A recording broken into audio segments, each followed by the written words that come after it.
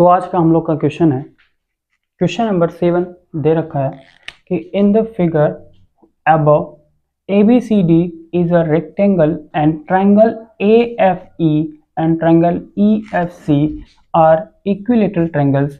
If the area of triangle BEC is equal to 8√3 centimeter square, what is the area of the complete rectangle? तो ये एक figure दे रखा है हम लोग को, जिसमें ABCD क्या है, ये रेक्टेंगल है, और ट्रायंगल AFE ये वाला ट्रायंगल और ट्रायंगल EFC ये दोनों ट्रायंगल क्या है, इक्विलेटरल है। इक्विलेटरल का मतलब ये है कि ये साइड और ये साइड तीनों इसका क्या है, इक्वल है। अब ये क्या है, ये भी इक्विलेटरल है, तो इसका साइड और ये साइड तीनों ये भी क्या होगा, इक्वल होगा। इसका मतलब ये सारी साइड आपस में क्या है, इक्वल है, क्योंकि ये क्या है, इक्विलेटरल ट्रायंगल है। बोल रहा है कि if the area of triangle BEC, इस ट्रायंगल BEC का एरिया दे रखा है, क्या है ये, इसका एरिया दे रखा है 8√3 सेंटीमीटर स्क्वायर। तो पूछा है what is the area of complete rectangle, ये पूरे रेक्टेंगल का एरिया बताना है। तो रेक्टेंगल का एरिया क्या होता है, इसका फॉर्मूला हम लोग देख लेते हैं। एरिया ऑफ रेक्टेंगल,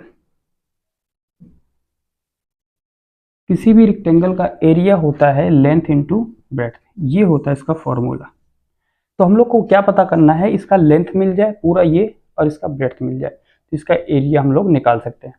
और हम लोग को बस क्या दिया है, केवल और केवल दिया है BEC का एरिया दे रखा है। इससे हम लोग को पता करना है इस पूरे ट्रायंगल का एरिया। कैसे पता करेंगे, तो देखिए ट्रायंगल में जो चारों एंगल होते हैं वो कितने के होते हैं, 90 डिग्री के होते हैं, ठीक है। ये सभी क्या है, 90 डिग्री का एंगल है। तो ये क्या है, 90 डिग्री का एंगल है। तो बात करें अगर इन ट्रायंगल BEC में, ठीक है, अगर BEC ट्रायंगल को हम लोग देखें तो ये कैसा है, ठीक है, समझते हैं। ये ट्रायंगल, अगर कोई ट्रायंगल क्या है, 90 डिग्री का है, मतलब राइट एंगल ट्रायंगल है, तो उसके लिए हम लोग समझते हैं, कुछ कॉन्सेप्ट समझ लेते हैं उसके बारे में। तो जैसे मान लेते हैं कि अगर ये हम लोग का 30 डिग्री है और ये 60 डिग्री है, तो इस केस में इसमें हम लोग इसका साइड कैसे पता करते हैं, तो ये देखिए जो 90 डिग्री होता है उसके ठीक सामने वाला साइड 2 होता है, और जो 30 होता है उसके ठीक सामने वाला साइड 1 होता है, और जो 60 डिग्री होगा उसके ठीक सामने वाला साइड √3 होगा, ठीक है। तो ये हम लोग को पता होना चाहिए, ये आप लोग को याद कर लेना है, ठीक है। अब यहाँ पर ये क्या है, इक्विलेटरल ट्रायंगल है, तो इसका जो एंगल होगा कितना होगा, 60, ये भी कितना होगा 60, और ये भी कितना होगा 60। ये भी क्या है, इक्विलेटरल ट्रायंगल है, तो ये भी कितना होगा 60 डिग्री, ये भी 60 होगा, और ये भी 60 डिग्री होगा, ठीक है। अब इस ट्रायंगल का हम लोग को एरिया दे रखा है, तो अगर ये 60 है और ये भी 60 है, तो ये कितना हो जाएगा, तो 60 और 60 120, और कंप्लीट कितना होता है, 180 होता है। तो इसलिए ये 180 में से 120 सब्ट्रैक्ट करेंगे तो कितना आ जाएगा, 60 डिग्री, ये भी 60 डिग्री हो जाएगा, ठीक है। और ये कितना है, 90 डिग्री, तो ये है 60, और 90 में से 60 सब्ट्रैक्ट करेंगे तो कितना आएगा, 30, ठीक है। अब यहाँ पर इसको हम लोग को सॉल्व करना है, कैसे, तो 90 के ठीक सामने वाला, अभी हम लोगों ने देखा 90 के ठीक सामने वाला क्या होता है, 2, ठीक है।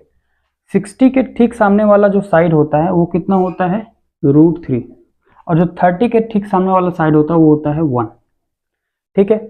लेकिन ये ऐसे ही वैल्यू लिख नहीं देंगे, ठीक है, क्योंकि ये कोई वैल्यू नहीं है, ठीक है। तो इसलिए इसको वैल्यू बनाने के लिए इसको हम लोग a मान लेते हैं, तो 2a हो जाएगा, ये √3a हो जाएगा, और ये 1a हो जाएगा, ठीक है। तो अगर ये वाला साइड 2a है, तो ये जितने भी साइड हैं ये जो इक्वल है इसके सभी क्या हो जाएगा, 2a हो जाएगा, ये भी 2a हो जाएगा, ये भी 2a हो जाएगा, और ये भी 2a हो जाएगा। अब ये क्या है, ये वाला साइड a है, तो ये वाला साइड भी क्या होगा, a हो जाएगा, और ये √3 है, √3a है, तो ये भी क्या हो जाएगा, √3a हो जाएगा, ठीक है। तो यहाँ पर हम लोगों ने इसको, हम लोग को निकालना था लेंथ और ब्रेड्थ, तो हम लोगों ने लेंथ निकाल लिया और ब्रेड्थ निकाल लिया। तो एरिया ऑफ रेक्टेंगल बोलें तो क्या हो जाएगा, कंप्लीट, ये क्या है, कंप्लीट रेक्टेंगल का एरिया पूछा है, ठीक है, पूरे रेक्टेंगल का एरिया पूछा है। तो यहाँ पर लेंथ कितना है इसका, a और प्लस 2a, तो कितना हो जाएगा 3a इंटू b, ब्रेड्थ कितना है √3a, इसका मल्टीप्लाई करेंगे कितना आएगा 3√3a स्क्वायर, a का a में मल्टीप्लाई करेंगे तो कितना आएगा a स्क्वायर आ जाएगा, ठीक है। अब यहाँ पर हम लोग को पता क्या करना है, a स्क्वायर, मतलब a की वैल्यू पता करना है, a की वैल्यू हम लोग को पता ही नहीं है तो कैसे सॉल्व करेंगे, तो इसलिए हम लोग को a की वैल्यू निकालने के लिए यहाँ पर इस ट्रायंगल में हम लोग को देखना पड़ेगा क्या होगा, इन ट्रायंगल BEC में हम लोग को क्या करना है, इसका एरिया का फार्मूला, क्योंकि एरिया दे रखा है तो एरिया का फार्मूला क्या होगा, area of triangle BEC equal to half into, यहाँ पर ये क्या है, राइट एंगल ट्रायंगल है, मतलब ये 90 डिग्री का, इसका एंगल कितना है 90 डिग्री है, तो इसका क्या हो जाएगा बेस इंटू हाइट, ठीक है। तो बेस और करस्पॉन्डिंग हाइट हो जाएगा, तो इसका बेस इंटू हाइट, तो यहाँ पर 1/2 इंटू बेस कितना है a है और हाइट कितना है √3a हो जाएगा। और area of triangle ABC, triangle BEC का एरिया कितना दे रखा है 8√3। अब यहाँ पर √3 से √3 कैंसिल हो जाएगा, a का a में मल्टीप्लाई करेंगे तो a स्क्वायर हो जाएगा।